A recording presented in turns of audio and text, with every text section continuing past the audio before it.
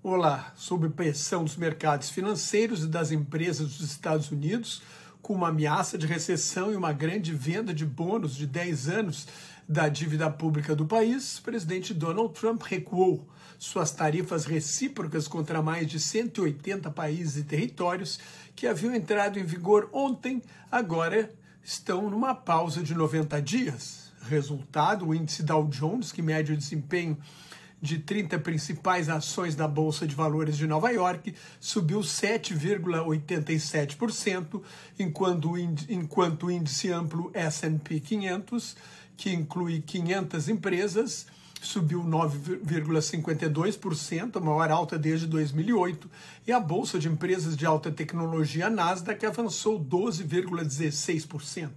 Mas, de acordo com a agência de notícias Bloomberg, os ganhos dos últimos 7 meses não foram recuperados. E a guerra comercial não acabou. A tarifa básica de pelo menos 10% sobre todas as importações dos Estados Unidos permanece, assim como as tarifas sobre o aço, alumínio e os automóveis. E Trump suspendeu temporariamente as tarifas que impôs ao Canadá e ao México e depois reimpôs.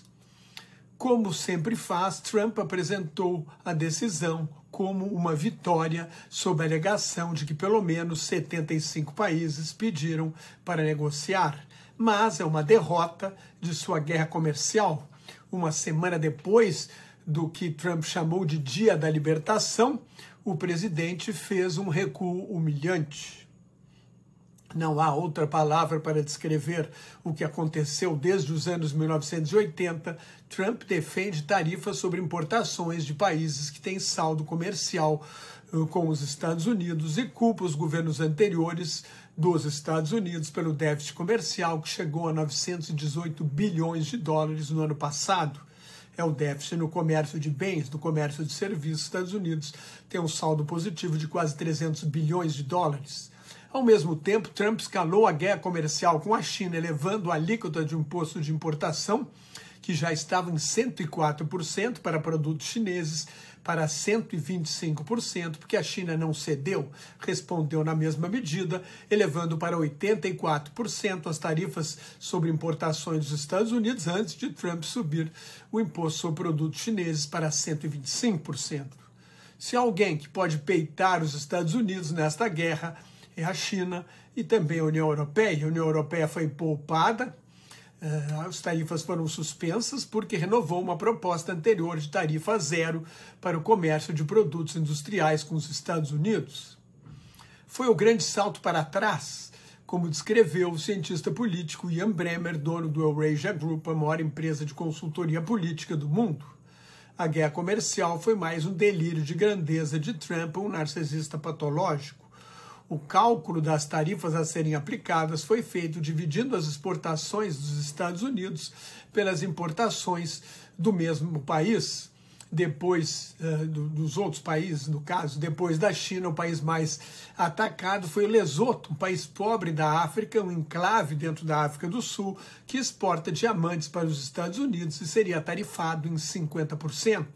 No ano passado, o Lesoto exportou mercadorias no valor de 237 milhões de dólares para os Estados Unidos e importou apenas 2 milhões e 800 mil.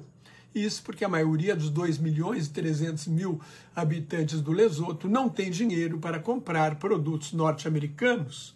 No mesmo nível, sujeita à tarifa de 50%, está a coletividade de ultramar de São Pedro e Miquelon, ou São Michel e Miquelon, um arquipélago de 8 ilhas autônomo ligado à França, tem apenas 242 quilômetros quadrados, fica no Oceano Atlântico, perto da província da Terra Nova, no Canadá.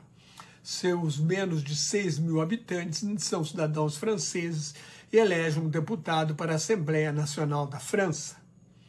Pelo menos Saint-Pierre e Miquelon tem gente, ao contrário das Ilhas McDonald, perdidas no Oceano Índico entre Madagascar e Antártida, onde só vivem focas e pinguins, o que mostra o amadorismo, a improvisação e a incompetência do governo Donald Trump, um governo em que ele manda e os assessores dizem amém. ou pelo menos quase todos, dizem amém a uma briga no momento entre Peter Navarro, o ideólogo do tarifaço, e o bilionário Elon Musk, que chamou Navarro de um verdadeiro imbecil, mais burro do que um saco de tijolos. Em seus livros, Navarro cita um economista inexistente, Ron Vara, que não passa de um anagrama de seu próprio nome. Musk zombou dessas citações a um economista que não existe. A briga é um sinal da divisão interna no governo Trump e de um possível afastamento entre Musk e Trump. Desde o início havia previsões de que as relações entre dois homens com egos tão inflados não duraria muito. Em seguida, os países que seriam mais tarifados seriam os do Sudeste Asiático, o Camboja, 49%, o Laos, 48% e o Vietnã, 46%. Quando Trump impôs tarifas à China no primeiro governo, várias grandes empresas norte-americanas, entre elas a Apple e a Nike, passaram a fabricar em outros países, entre eles o Vietnã. Desde que Trump assumiu, houve promessas de investimento de 2 trilhões de dólares nos Estados Unidos. A Apple, por exemplo, a maior empresa do mundo, prometeu fazer um investimento de 500 bilhões de dólares, mas antes do recuo de Trump estava perdendo 600 bilhões em valor de mercado na Bolsa de Valores. Com uma perda dessas, dificilmente faria o investimento anunciado. Antes de fazer qualquer investimento pesado, as empresas fazem planos, estimam custos, perspectivas de ganho. Com a instabilidade, a incerteza e a imprevisibilidade de Trump, que são as coisas que o mercado mais odeia, é impossível fazer um planejamento de longo prazo. Depois que Trump impôs tarifas à China, no primeiro governo, a Apple transferiu parte de sua produção de iPhones para a Índia e de fones de ouvido e relógios para o Vietnã. Mas 90% dos iPhones são feitos na China e o preço de um iPhone feito nos Estados Unidos seria de cerca de 3.500 dólares, mais do que 4 vezes mais caro do que o preço mínimo atual, que está em 800 dólares. Como o Trump tem maioria no Congresso e na Suprema Corte, falei aqui que só as empresas e o mercado o fariam recuar. É o que aconteceu.